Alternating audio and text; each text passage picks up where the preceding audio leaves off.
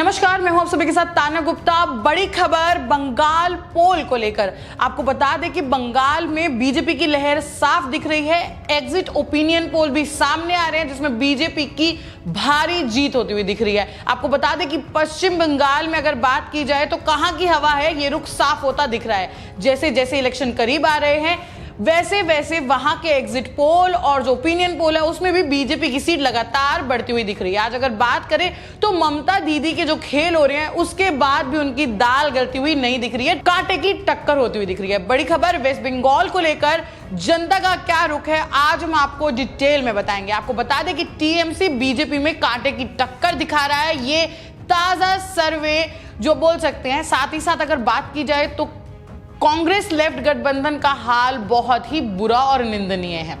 पश्चिम बंगाल की 294 विधानसभा सीटों के लिए 8 चरण में चुनाव कराए जाएंगे। 27 मार्च को पहले चरण की वोटिंग होगी। ऐसे में जब हफ्ते भर से भी कम का वक्त रह गया है बंगाल चुनाव को लेकर, वहां की जनता क्या सोचती है, जनता के दिल का हाल क्या है और किस दल की क्या स्थिति है, ये रुख आज हम आपको बताने वाले हैं। आपको बता दें ये रुख जानने के लिए एबीपी और सीएनएक्स की तरफ से भी एक सर्वे सामने आया है। आपको बता दें अगर जनवरी की बात की जाए तो ध्यान से देखने वाली बात यह है कि टीएमसी के खेमे में जाती हुई दिख रही थी 154 से 162 सीट, जो एबीपी सीएनएक्स से सर्वे किया था। वहीं उसने बीजेपी के जो बारे में बताया था, बीजेपी को 98 से 106 सीटें दी थी।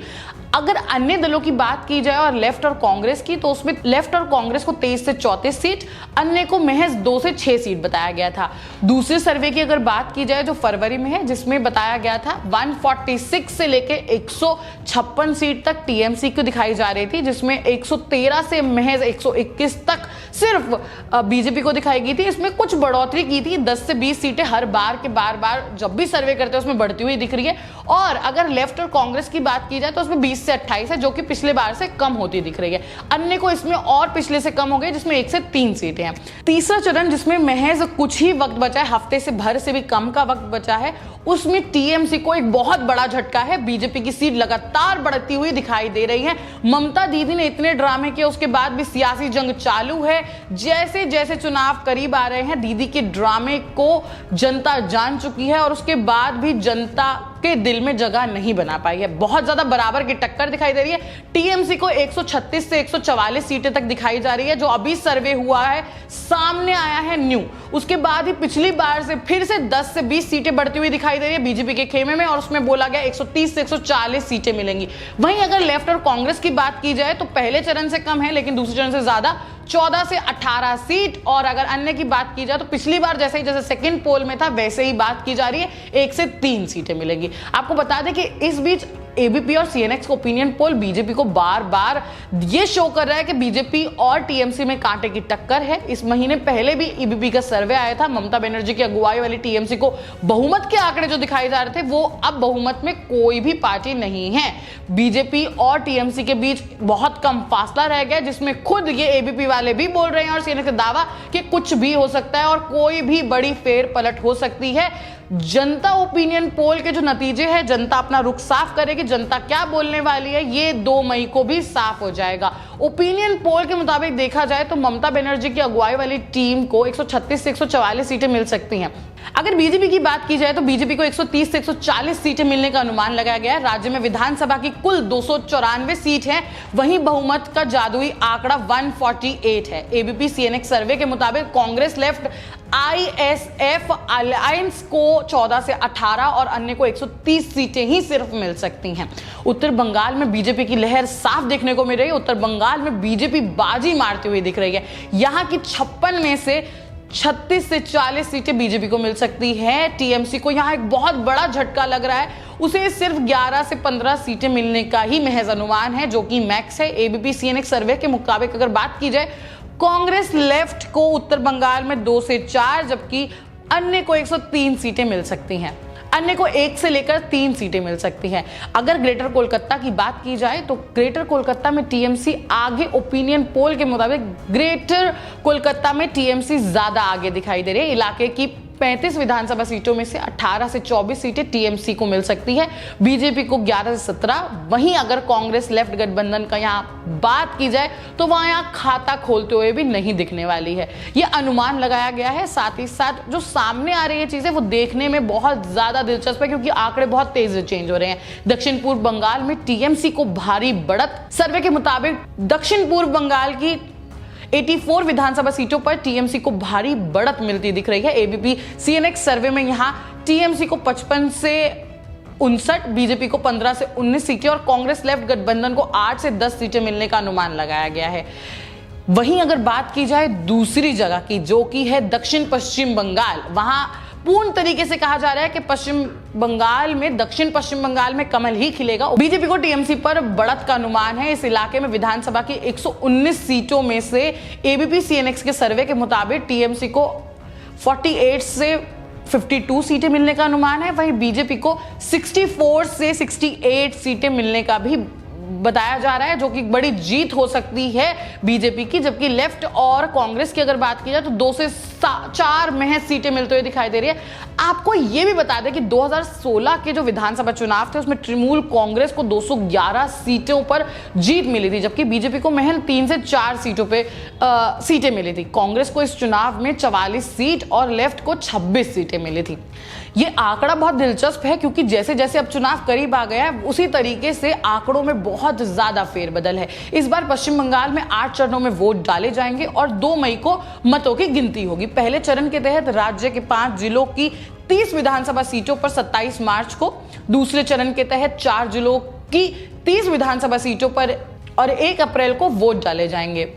तीसरे चरण के तहत अगर बात की जाए तो 31 विधानसभा सीटों पर 6 अप्रैल, चौथे चरण के तहत 5 जिलों की 44 सीटों पर 10 अप्रैल, पांचवें चरण के तहत 6 जिलों की 45 सीटों पर 17 अप्रैल, छठे चरण के तहत अगर बात की जाए तो 4 जिलों की 43 सीटों पर 22 अप्रैल को मतदान होगा। 7वें चरण के तहत 5 जिलों की 36 सीटों पर 26 अप्रैल को वो मत डाले जाएंगे और 8वें और अंतिम चरण के तहत अगर बात की जाए तो 4 जिलों की 35 सीटों पर 29 अप्रैल को मतदान किए जाएंगे, जिनकी सबकी गिनती 2 मई को की जाएगी।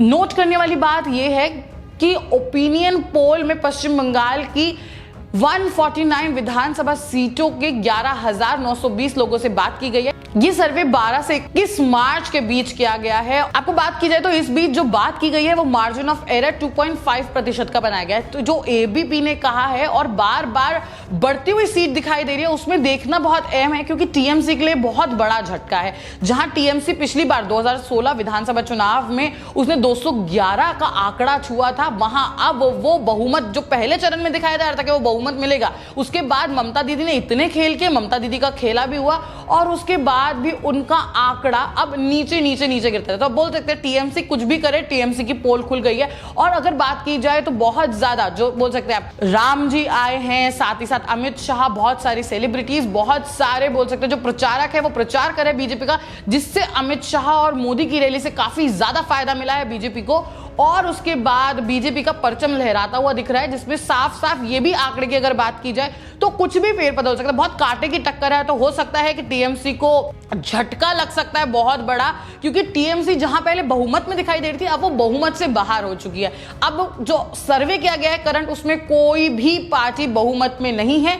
और उसके बाद अगर बात की जाए ट्विटर पे जो ये सर्वे सामने आया, उसमें बार बार ये कहा जा रहा है कि हर बार 10 से 20 सीटें बताई जा रही है। अब पहले चरण के मतदान होने वाला है, उसमें महज 1 हफ्ते से भी कम का समय बचा है। और उसके बाद जो आंकड़े सामने आ रहे हैं, रुझान जनता के दिल में क्या है, जनता अपना रुख साफ करती हुई दिख रही है। जनता को अब विकास चाहिए, खेला नहीं।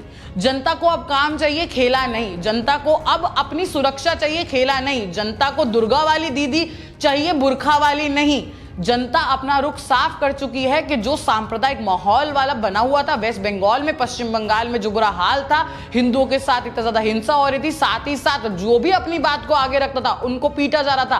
तो अब ये सारे खेल और कारनामे बंद होंगे। जनता को विकास चाहिए, जनता को काम चाहिए, जनता को बोलने वाली सरकार चाहिए। बीजेपी जो बार बार दावे कर रही है कि वो हर जगह हर वर्ग को काम करेगी और हर वर्ग को हर तरीके से उठाने की बात कर रही है, वहीं टीएमसी की जो नेता ममता दीदी हैं, सबसे बड़ी जो बहुत ज्यादा चेहरा है, जो बोलती हैं कि मैं बंगाल की बेटी आप लोगों के लिए यहाँ आई हूं और काम करूंगी, उसमें ये रुख साफ होता दिख रहा है कि बंगाल में दीदी काम करने की बात नहीं कर रही, जिससे जनता उनको नकारती हुई दिख रही है। और 10 साल में भी वो अपनी पकड़ जितनी मजबूत होने की बात कहें, लेकिन जनता उनके सारे ड्रामों को जान चुकी है। ये अब सर्वे में भी साफ हो गया है। हर बार 10 से 20 सीटें, अगर पहली बात की जाए तो एबीपी का जो सर्वे आया था उसमें बार बार बोला जाता कि इतना काम करने के बाद भी कुछ नहीं, बीजेपी इतना काम करती दिख नहीं रही है, ममता दीदी ये ममता दीदी वो।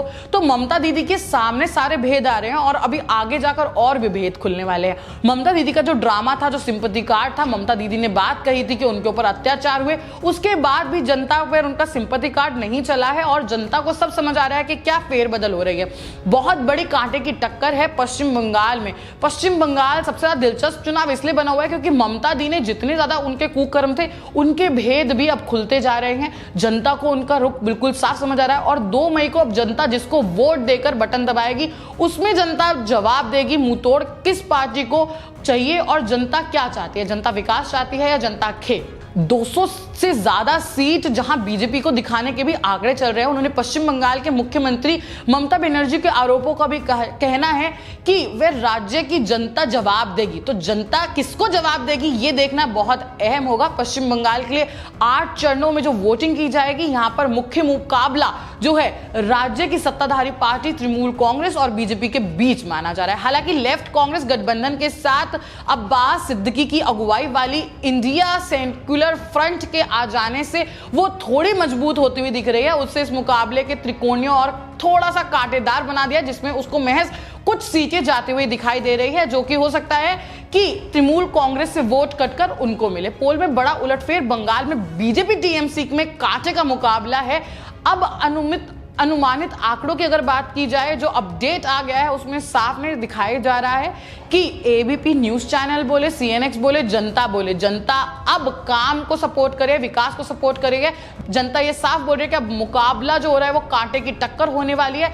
2 मई को नतीजों के दिन कुछ भी हो सकता है, क्योंकि जैसे जैसे मतदान नजदीक आ रहे हैं, बीजेपी और टीएमसी के बीच सीटों का मार्जिन बहुत कम, 0 बराबर रहता दिख रहा है। और पोल में बड़ा उलटफेर होने की बात भी बीजेपी की साफ तौर पे दिख रही है। बंगाल में बीजेपी टीएमसी के बीच जो मुकाबला है उसमें कुछ भी आंकड़े हो सकते हैं उलट पुलट, और ये देखना बहुत अहम होगा 2 मई को जनता किसको सपोर्ट करती है, जनता किसको कहती है कि अब वो पास होगा और कौन होगा फेल। ओपिनियन पोल के मुताबिक भी बंगाल का मुकाबला कांटेदार हो गया है।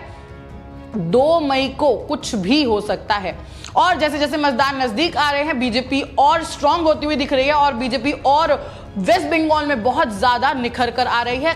काम बोलेगा या अब क्या, ये देखना अहम होगा और 2 मई को जो जनता कहेगी उस पर हमारी नजर बनी हुई है। साथ ही साथ बंगाल की हर अपडेट के लिए हमारे चैनल के साथ जुड़े रहें।